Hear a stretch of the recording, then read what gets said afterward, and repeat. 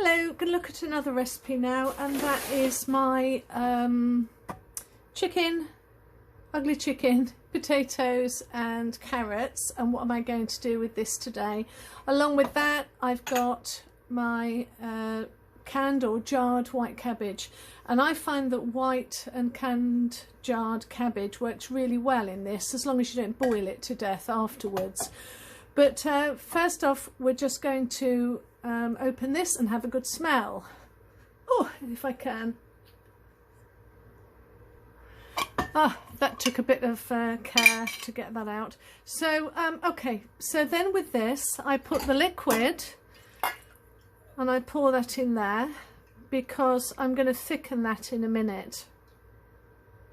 But once that the majority of that's out, I just chug it all in here. Oh, chicken always comes out last. And it does look, well, a lot of people say, oh, it looks really ugly. I don't think it looks ugly. I think it looks great.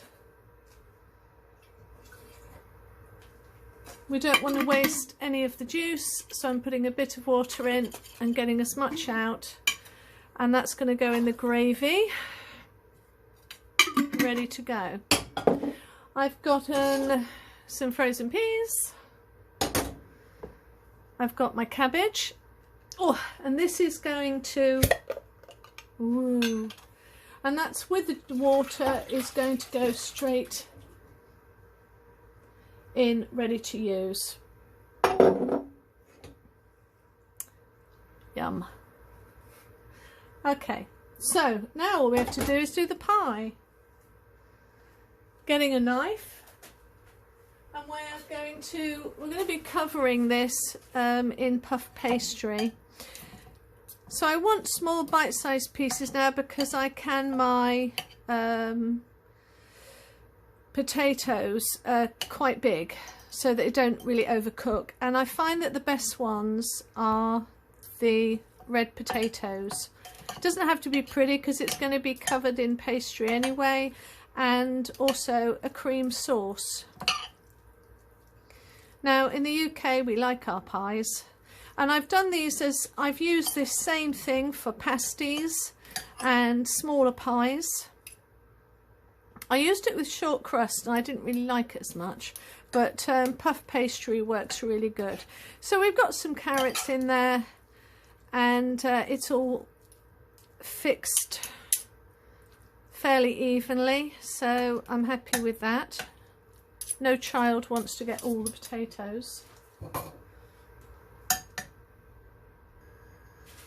So now I'm just going to clean up the edges so it's nice and clean. I'm heating up the gravy that I got out.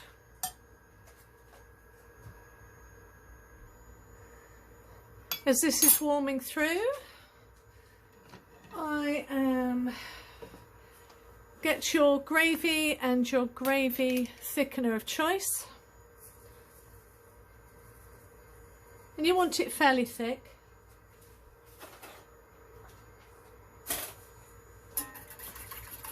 And give that a whisk through. And now I'm going to add in some cream once I think that is thick enough.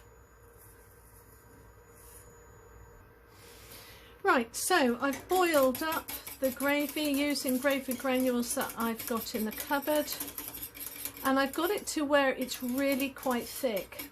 Now I'm only putting a puff pastry mix, a plate sort of on top of this.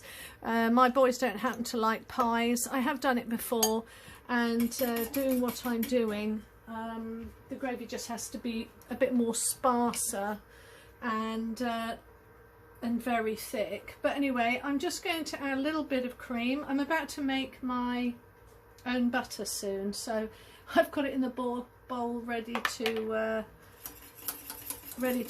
mix.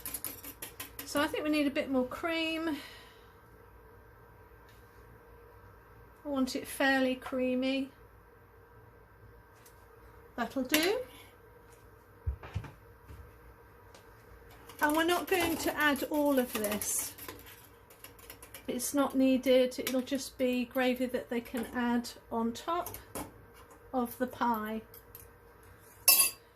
I find having a pie bottom and a top, it's a bit too filling for me. I feel it's a bit too stodgy.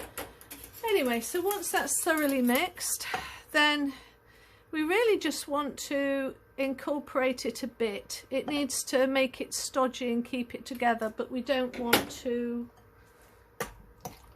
make it too wet. So you want that right consistency. So I think a little bit more.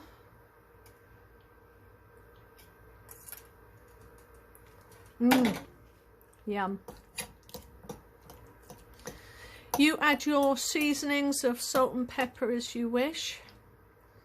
I've already put loads of salt. I always put a little bit extra salt with my canned chicken, potatoes and carrots anyway, so I don't need to add anything more to that. I'm going to add a bit of water to this, so that will make a slightly thinner gravy for later. The oven is already on at gas mark 6, so that's 180 to 200, matching to if it's fan assisted or not.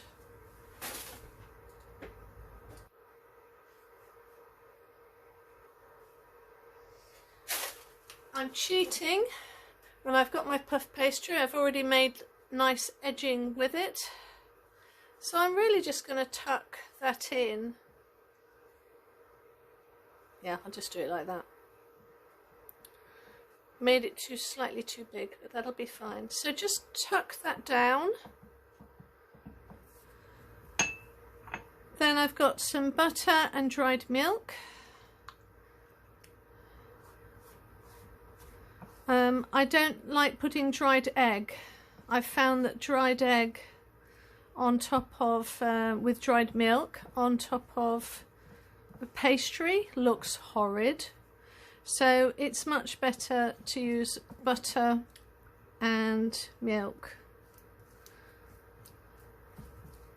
And then as soon as I've got that nicely covered in all the little fork places that I had, I'm just going to dump it, waste not, want not, because I love my butter and it gives a good sheen to the gravy. So I'm going to add that in. That's ready for later, and then put this in the oven. Right, so I've just taken this out of the oven.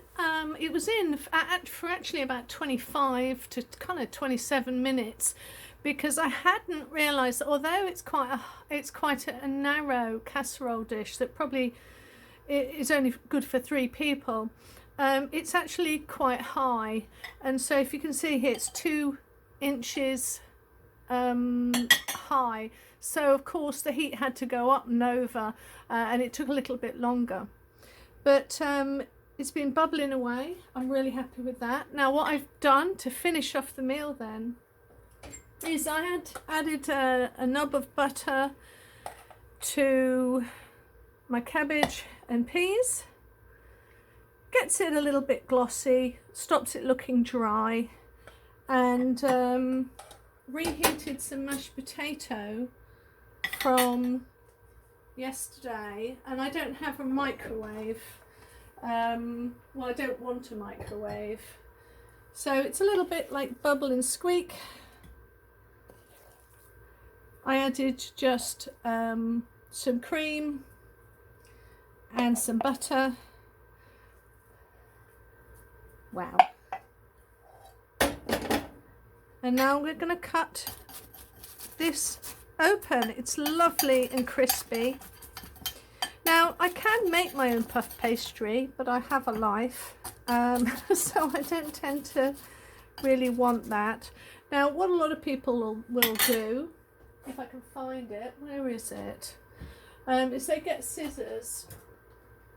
There's only 2 of us that are going to eat the puff pastry, because my son, little one, Payne, doesn't actually like puff pastry. So I'm just going to lift that up.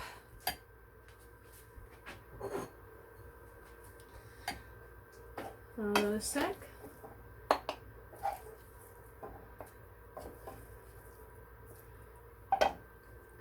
So I'm just going to lift that up a bit, get out what I know he likes.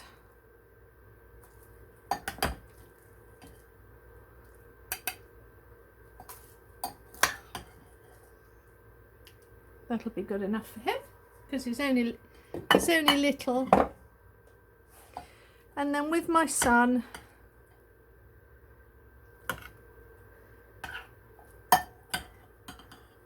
he's going to have all of that. It's thoroughly cooked it. There you go. A good meal. Pour the gravy on. So really, apart from the puff pastry, my mashed potato, it can be instant or it can be yesterday's. Open the can for the vegetables, plonk that on top, and it's dead easy. So there is my comfort food chicken medley jar.